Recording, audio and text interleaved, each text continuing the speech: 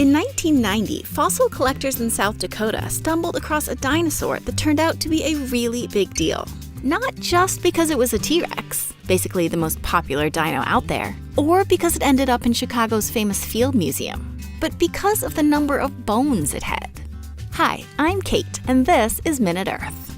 The dino, now named Sue, was such a big deal because of how complete it was. The fossilized skeleton had 250 of the 380 or so bones that had once made up the living dino, which might not seem like that much, but the vast majority of dinosaur fossils we find are just a few bone fragments or a single tooth. We don't tend to find complete specimens because while becoming a fossil is pretty unlikely in the first place, the fossilization of an entire skeleton is even more unlikely. When prehistoric critters like dinos died, their bodies would get torn apart by predators and scavengers. Their bones would get scattered by flowing water, trampled by herds of animals, and weathered by the sun and wind. So most skeletons got broken up before they even had a chance to fossilize. Only occasionally would skeletons escape all this wear and tear and get buried completely, or even mostly, intact.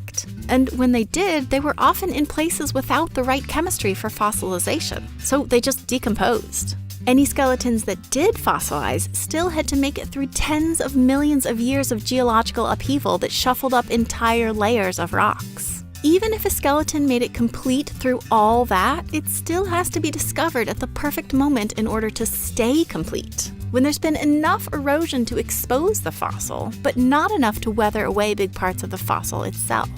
So even mostly complete skeletons like Sue's are really, really rare. But there are a few conditions that can protect a dinosaur's skeleton from being lost to time, like when a dino was killed and buried at the same time, in, say, a volcanic eruption or a torrent of mud that scientists call a debris flow.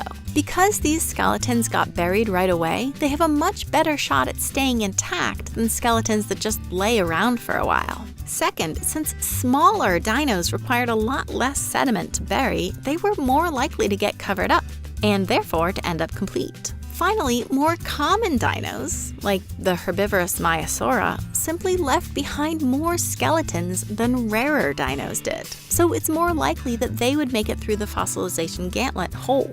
Sue was a T-Rex, a relatively large, relatively uncommon dino. Therefore, a relatively unlikely candidate to end up so complete. But it happened anyway, probably thanks to a giant debris flow, which is lucky for us because not only is the fossil amazing to look at, its completeness has taught us lots about the anatomy, biomechanics, and even daily life of a T-Rex. But then again, the fact that a series of very unusual events was required to preserve that skeleton so well means that Sue isn't particularly representative of how most dinos died, or the conditions that normally scattered and weathered their bodies. To learn about those things, we have to study those more common, less complete fossils. So while finding Sue was amazing, you might say that finding any dino fossil, no matter how complete, is pretty superb.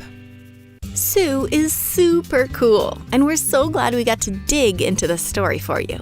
But we can't tell these amazing science stories without your support. There are tons of ways to support what we do here at Minute Earth. You can join the community of Minute Earthlings on Patreon, where you'll be a part of Patreon-exclusive behind-the-scenes drawings, comics, director's chats, giveaways, and other fun stuff. Or you can head to our merch store, which we're busy stocking with new stickers, pins, shirts, and other surprises you can't find anywhere else. And that's where you can buy our first book, which you can also find at Amazon.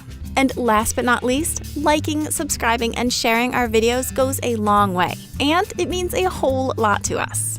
Thanks for watching.